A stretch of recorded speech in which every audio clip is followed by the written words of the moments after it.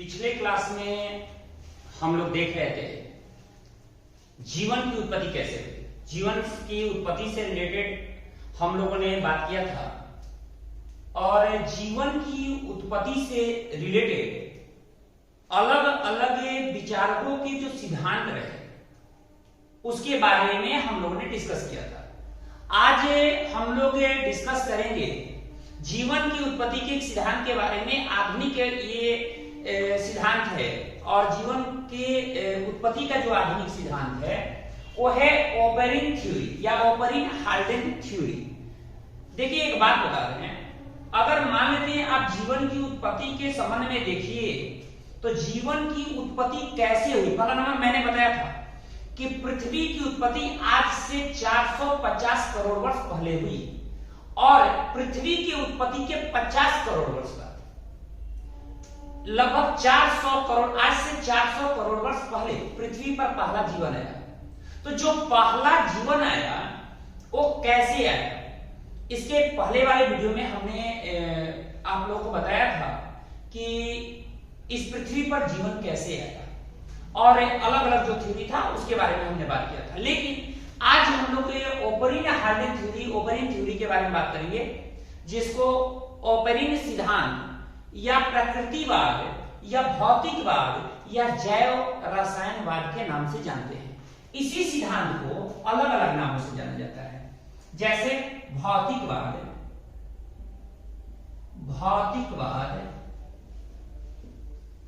जैव रसायनवाद, या प्रकृतिवाद के नाम से जानते हैं। ये अलग अलग नामों से ओपेरिन थ्योरी को जाना जाता है, ओपेरिन सिद्धांत को अलग अलग नामों से जाना जाता है। देखिए ओपेरिन एक रूस के वैज्ञानिक थे। ओपेरिन कहां के थे? तो रूस के वैज्ञानिक थे। तो नोट करते जाइएगा, रूस के वैज्ञानिक थे और इन्होंने बताया, इन्होंने पुस्तक एक लिखी। इस पुस्तक का नाम था the origin of life. The origin of life ये पुस्तक का नाम था। ये 1936 में ये पब्लिश हुआ था। द ओरिजिन ऑफ लाइफ जो पुस्तक था वो रशियन साइंटिस्ट ओपेरिन की पुस्तक है और इसी पुस्तक में उन्होंने बताया कि पृथ्वी पर जो पृथ्वी की उत्पत्ति हुई और जो पृथ्वी पर लाइफ का जो जीवन का उदय हुआ, जीवन का जो उद्भव हुआ, ये 7 स्टेप इन्होंने दिया कि 7 चरणों में हुई।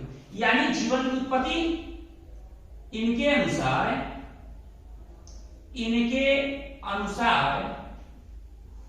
जीवन की उत्पत्ति 7 चरणों में हुई। अब एक बात जरा सोचिए, 7 चरणों में जीवन की उत्पत्ति हुई। उन्होंने पहला चीज बताया कि पहले हुआ बिग बैंग। बिग बैंग हुआ, बिग बैंग का मतलब है महाविस्फोट। अब देखिए महाविस्फोट सिद्धांत आप लोगों को मैंने बताया था कि पृथ्वी की उत्पत्ति के लिए, इस ब्रह्मांड की उत्पत्ति के लिए सबसे अगर बेहतर कोई सिद्धांत है तो है महाविस्फोट सिद्धांत। महाविस्फोट सिद्धांत में थोड़ा सा जान लीजिए कि महाविस्फोट सिद्धांत में क्या हुआ था। जब ब्रह्मांड नहीं था, जब कुछ भी नहीं था, तो एक परमाणु से भी छोटा एक मॉलिक्यूल था जिसका नाम था क्वार्क। और ये जो क्वार्क था इसमें बहुत काफी एनर्जी थी, बहुत काफी ऊर्जा थी, इसमें ऊर्जा बहुत काफी था और ऊर्जा काफी है। अब ये बहुत ज्यादा गर्म है, ये स्थिति किसी कारणवश इसमें विस्फोट हो रहा है और जब विस्फोट हुआ तो अलग अलग ये कण बिखर गए, इधर उधर बिखर गए और इसी कण से ब्रह्मांड की उत्पत्ति हुई। इसी कण से सूर्य, तारे, ग्रह, उपग्रह ये सारे निर्मित हुए। ये इसी सिद्धांत को कहते हैं महाविस्फोट। अब देखिए जैसे जैसे समय गुजरता गया, चीजें जो ये बहुत ज्यादा गर्म था, धीरे धीरे ठंडी होती गई। गैस रूप से ये द्रव्य रूप में और द्रव्य रूप से फिर ठोस रूप में आ गई। आज भी पृथ्वी को देखिएगा ना, तो पृथ्वी का जो ऊपर का हिस्सा है वो तो ठंडा हो चुका है और कठोर हो चुका है, लेकिन अंदर जाइएगा जैसे 100 किलोमीटर 200 किलोमीटर गहराई में जाइएगा तो वहां क्या स्थिति है कि वो स्थिति है कि वो तरल अवस्था में है, वो लिक्विड फॉर्म में है, वहां फ्लूइड फॉर्म में है। और इतना ही नहीं, वो गर्म भी है, बहुत ज्यादा गर्म है। पृथ्वी का सेंटर लगभग 6000 डिग्री, पृथ्वी का जो केंद्र है ना वो 6000 डिग्री सेल्सियस वहां तापमान है। अब जरा सोचिए उसमें आदमी पिघल जाए, अब ये स्थिति है। तो वैसे ही आप ये चीजें जो है वो धीरे धीरे ऊपर से चीजें ठंडी हो गई, पृथ्वी ठंडी हो गई और ठंडा होने के बाद ठोस हो गया, लेकिन अंदर अभी भी गर्म है और तरल अवस्था में। जैसे जैसे वो ठंडा होता जाएगा ठोस होता जाएगा। जब ज्वालामुखी फटता है ना तो ज्वालामुखी में मैग्मा निकलता है, नीचे से जो तरल पदार्थ है वो निकलेगा और एकदम गर्म लाल एकदम निकलेगा आग की तरह। तो कुछ नहीं, वो अंदर की वो मैग्मा जो है उसमें इतना तापमान है कि वो लाल एकदम लाल को नजर आता है, जिसको ऊपर आकर जब ठंडा हो जाता है तो उसको हम लावा कहते हैं और जब नीचे है तो उसको मैग्मा कहते हैं। ठीक है, ध्यान रखिएगा। तो महाविस्फोट सिद्धांत से उन्होंने कहा कि महाविस्फोट सिद्धांत से पृथ्वी की उत्पत्ति हुई। जब पृथ्वी की उत्पत्ति हुई तो जो टेम्परेचर है पृथ्वी का तापमान उस समय, पृथ्वी का तापमान बहुत अधिक था, बहुत अधिक था उस समय। पृथ्वी का तापमान बहुत अधिक था क्योंकि, और जब तापमान अधिक है तो आप जरा सोचिए वो ठोस रूप में तो नहीं होगा, वो तरल या वो मुख्यतः तरल रूप में हो सकता है। तरल रूप का मतलब या तो द्रव होगा नहीं तो गैस होगा। तो इस रूप में था पृथ्वी की स्थिति। उस समय धीरे धीरे उसके ठंडा होने के क्रम में आदि वायुमंडल का जन्म हुआ। आदि वायुमंडल का मतलब है, आदि वायुमंडल का मतलब कि सबसे प्राचीन वायुमंडल। ठीक है, जैसे आप देखते हैं जैसे आदि मानव तो पहले पुराने मानव, ठीक है, पहले के मानव। आदि वायुमंडल मतलब पहले का जो वायुमंडल शुरुआत का था।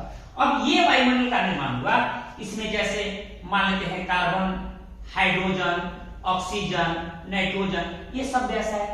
और जब ये सब गैस है तो इनसे अब देखिए कार्बन यहाँ हाइड्रोजन से मिला, मीथेन बना दिया है, हाइड्रोजन ऑक्सीजन से मिला, जल का निर्माण हुआ, नाइट्रोजन हाइड्रोजन से मिला, यहाँ देखिए अमोनिया का निर्माण हुआ।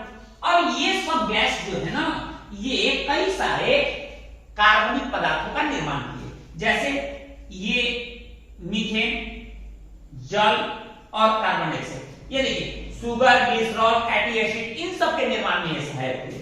जैसे यहाँ मीथेन, अमोनिया, यहाँ पर कार्बन डाइऑक्साइड और ये जल, ये सब मिलकर एमिनो एसिड का निर्माण किए। ये एमिनो एसिड ये सिंपलेस्ट फॉर्म है, ये सब सिंपलेस्ट फॉर्म है। जैसे मानते हैं फैटी एसिड, एमिनो एसिड, ये सिंपलेस्ट फॉर्म है। देखिए इसके कॉम्प्लेक्स फॉर्म में जाइएगा तो ये स्थिति क्या है, इसके जटिलतम रूप में जाइए, ये सरलतम रूप है, ये जटिलतम रूप में जाइएगा तो जटिलतम रूप में जैसे वसा, प्रोटीन, ये सब बने। अब मान लेते हैं वसा, प्रोटीन, कार्बोहाइड्रेट ये सब बन गए, तो जब यहां पर क्या बन रहा है, इसके बाद बन रहा है सरल कार्बनिक यौगिक, सरल यौगिक बन रहा है यहां पर। अब देखिए इससे कार्बनिक यौगिक का निर्माण हो रहा है, कार्बनिक यौगिक का, और कार्बनिक यौगिक यहां पर जटिल कार्बनिक यौगिक में यानी कॉम्प्लेक्स ऑर्गेनिक मटेरियल के रूप में चेंज हो रहा है, यानी जटिल कार्बनिक यौगिक के रूप में बदल गया। ये जटिल कार्बनिक यौगिक के रूप में बदल गया। अब इस जटिल कार्बनिक यौगिक से प्रोटोप्लाज्म का निर्माण हुआ। प्रोटोप्लाज्म ये कि इसको कहते हैं जीव द्रव्य। क्या कहते हैं, इससे क्या बना, जीव द्रव्य बना। ध्यान रखिएगा, इससे बना जीव द्रव्य। और आपको पता है कि जीव द्रव्य को जीवन का भौतिक आधार कहा जाता है। नोट कर लीजिए, जीवन का भौतिक आधार, जीवन का भौतिक आधार पूछेगा निम्नलिखित में से कौन जीवन का भौतिक आधार है, जीव द्रव्य। जीव द्रव्य को जीवन का भौतिक आधार कहते हैं। इसी जीव द्रव्य से आगे विरोइड या वायरस तथा वायरस का निर्माण हुआ, विरोइड और विषाणु बने। अब देखिए विरोइड,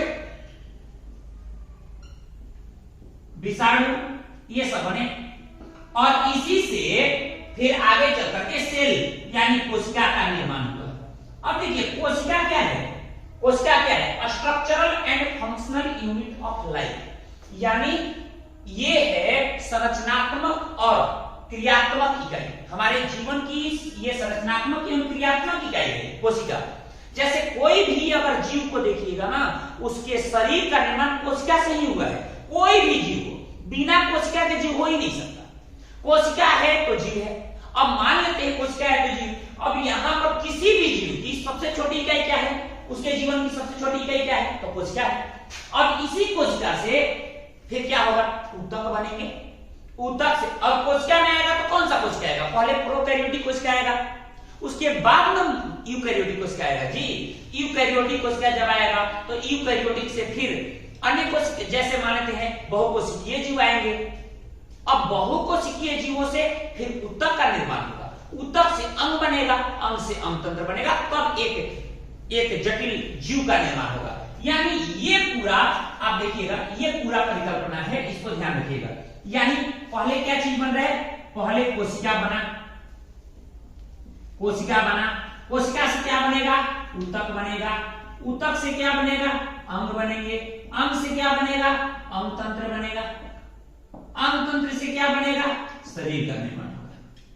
अब देखिए शरीर का, अब कई सारे शरीर मिलकर के एक समुदाय बनाएंगे, जनसंख्या का निर्माण होगा, उससे राज्य बनेगा, राष्ट्र बनेगा, पूरा दुनिया बनेगी और उसके बाद ब्रह्मांड बन जाएगा। ये सारी चीजें इसके अंतर्गत है, इस चीज को ध्यान रखिएगा।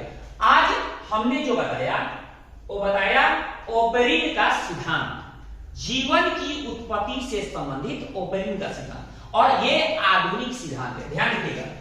इसमें पहला चीज जानिए, ये कैसा सिद्धांत है, आधुनिक परिकल्पना है ओपेरिन का सिद्धांत। ओपेरिन के सिद्धांत में हमने देखा कि ओपेरिन ने एक पुस्तक लिखी थी द ऑरिजिन ऑफ लाइफ 1936 में, और उसमें क्या बताया था, उसमें बताया था कि जीवन की उत्पत्ति 7 चरणों में हुई है, जिसमें पहले बताया कि महाविस्फोट सिद्धांत पहले हुआ, महाविस्फोट सिद्धांत हुआ, जिसमें क्वार्क जो सबसे छोटा कण था, परमाणु से भी छोटा, उसमें विस्फोट हो जा रहा है, और विस्फोट हुआ तो उसी में पृथ्वी, सूर्य, तारे, ग्रह, अन्य ग्रह एवं उपग्रह का निर्माण हुआ। महाविस्फोट जब पृथ्वी का निर्माण हुआ, उस समय पृथ्वी बहुत अधिक गर्म था, यानी उसका तापमान बहुत अधिक था। तो अधिक होगा तो तरल रूप में होगा, या तो द्रव रूप में, और नहीं तो गैसीय रूप में होगा। उससे जब धीरे धीरे ठंडा होना शुरू हुआ तो कई प्रकार के केमिकल रिएक्शन हुए, जिसके चलते आदि वायुमंडल का निर्माण हुआ, और इसी आदि वायुमंडल के विभिन्न प्रकार के गैसों से सरल यौगिक के निर्माण हुए। उसके बाद कार्बनिक यौगिक बने, फिर जटिल कार्बनिक यौगिक बने, और इन जटिल कार्बनिक और यौगिकों को मिला करके प्रोटोप्लाज्म का निर्माण हुआ, जीव द्रव्य का निर्माण हुआ। और जीव द्रव्य को क्या कहते हैं, जीव द्रव्य को कहते हैं जीवन का भौतिक आधार। अब जीव द्रव्य से विरोइड और विषाणु का निर्माण हुआ, इसी से कोशिकाएं बनी। कोशिका क्या है, सजीव शरीर की सबसे छोटी क्रियात्मक एवं संरचनात्मक इकाई है कौन, कोशिका। और इसी कोशिका से फिर ऊतक बने, अंग बना, अंगतंत्र बना, और शरीर का निर्माण हुआ, एक जटिल शरीर का। अब देखिए एक क्रम में जीवों की उत्पत्ति हो रही है, एक क्रम में, एकाएक नहीं हो रही। इसका चाहे तो स्क्रीनशॉट ले सकते हैं आप लोग। अब देखिए एक क्रम में जीवों की उत्पत्ति हो रही है, इनका विकास भी एक क्रम में होगा। ऐसा नहीं है कि मनुष्य हम लोग एकाएक ऊपर से टपक गए, जैसे कई सारे सिद्धांत थे ना जो कल हम लोग पिछले क्लास में पढ़े थे, कि कई लोग कहते हैं कि हम लोग अलग अलग जीव सब अलग अलग जगह पर उत्पत्ति हुई। भैया एकाएक ये उत्पत्ति नहीं हुई है, एक क्रम में उत्पत्ति हुई है। पहले छोटे जीव है, धीरे धीरे धीरे धीरे धीरे धीरे जो जीव है वो एक जटिलतम जीव में चेंज होते गए, और हम लोग आते हैं स्तनधारी वर्ग में। और स्तनधारी वर्ग के 3 वर्ग हैं, प्रोटोथीरिया, मेटाथीरिया और यूथीरिया। हम लोग आते हैं यूथीरिया वर्ग में। आज के क्लास में इतना ही रखेंगे, मिलेंगे आप लोगों को अगले क्लास में एक नई टॉपिक के साथ। आज के लिए